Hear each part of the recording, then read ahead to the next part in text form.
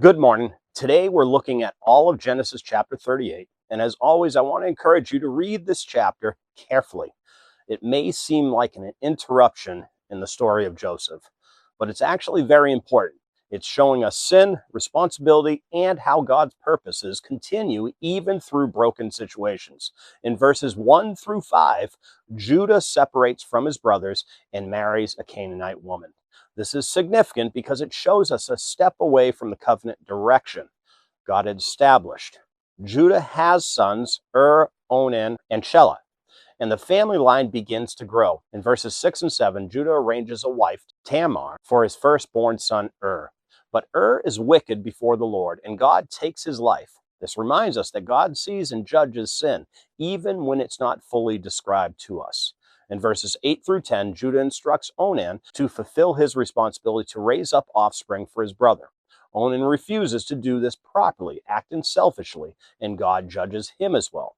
This shows us that responsibility does matter, and that selfishness, especially when it disregards others and God's design, has serious consequences. In verses 11 through 14, Judah tells Tamar to remain a widow until Shelah is grown, but he does not intend to follow through.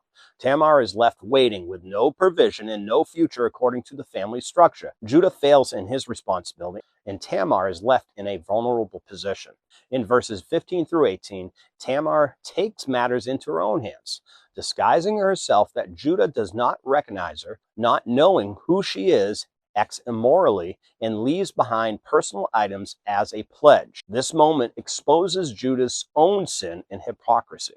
In verses 19 through 23, Tamar returns to her normal life, and Judah attempts to send a payment, but he cannot find her. The situation remains hidden for a time. Then in verses 24 through 26, Tamar is found to be with child, and Judah initially calls for judgment against her.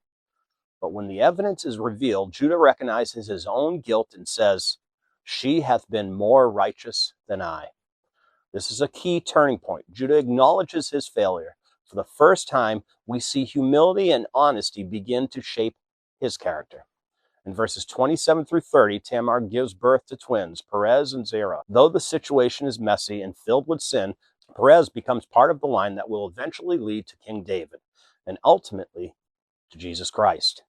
This chapter teaches us that God's purposes are not stopped by human failure. Sin has consequences and responsibility does matter, but God is able to work even through broken situations to accomplish his plan. And as always, we can see how this passage points us to Christ. From this complicated and imperfect situation comes a line that leads to our Savior, Jesus Christ. This reminds us that God's grace is greater than human failure, and his redemption plan moves forward even when people fall short. Today, take responsibility for your own actions before God. Do not try to hide or justify your wrong, but respond with humility and honesty, remembering that God knows your heart. Trust that when you confess and turn to God, he's able to bring restoration and continue his work in your life. God bless.